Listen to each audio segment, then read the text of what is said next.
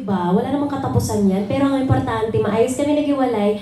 Minsan nagkaka-text pa kami na, uy, congrats kasi, di ba, may bago siyang negosyo. Oh, yes. So, thank you, ganun kami. So, we still try to keep in touch and I'm very proud kasi lalong gumaganda ang batang Quiapo. Correct. Proud na proud ako sa kanya. Deserve niya. At grabe kasi yung kanyang pag-iisip at yung galing niya. Magaling Vision niya. Yes. Nag-promise ba siya sa'yo na sa mga susunod niyang projects, kukunin ka ulit? Uy, wala namang ganun, promise. Hello, hindi ba na nga natin alam hanggang kailan ang batang Quiapo? Baka mga 10 years yan, di ba? Pero yun, anytime naman, basta si Coco, willing naman ako. Sino pa yung mga nami-miss mo na dati mo nakatrabaho? Grabe naman yung nami-miss. Miss talaga. Eh di syempre yung gusto mong makatrabaho ulit. Gustong makatrabaho. Lahat naman sila. Actually, kaka-congratulate ko lang dun sa group. May group chat kasi kami ng A Family Affair. Okay. Sila Jess, sila Sam, sila James and Jake. Sabi ko, uy, congrats! Kasi parang sa Ecuador, whatever. Tapos sabi niya, tara na! Mag-ano na tayo, mag-taping na ulit. Nagkakatuwaan. So, yun, naging close naman kaming lahat. Yun. Yes. Thank you, Ivana. Thank Maraming you. salamat sa iyong pa-Thanksgiving Yes, sa thank you amin. din. Thanks, Glenn. Alan! Hi, Ivana. Hello.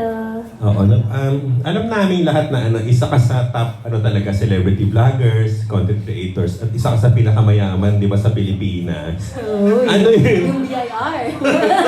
Alam naman na aware kami lahat. Aware tayong lahat doon. Pero ano yung mga simpleng bagay ba na, sabi mo nga, di ba, hindi mo matadala yung mga mamahaling bag, mga ganyan Yes. bilang, alam mo yun dahil napakayaman mo nga. Ano yung mga simpleng bagay na kinakaligaya mo? Simpleng bagay. Siguro yung time with the family, kakain kami, nagluluto kami, tapos kakain ng sabay-sabay. Yun yung mga simpleng bagay na hindi ko mabibili. Pero na-experience ko at masayang-masaya ako dun. Yun yung... Family pa rin talaga. Bakit ba? Siyempre! Alam mo naman lumablight na ako, hindi pa ako tapos sa trabaho. Tsaka parang, yun naman work, family, tsaka date, ganun, oh. Nagde-date ka talaga? Naisisingit mo naman? Minsan. Gano'ng kadalas ang minsan? Chare!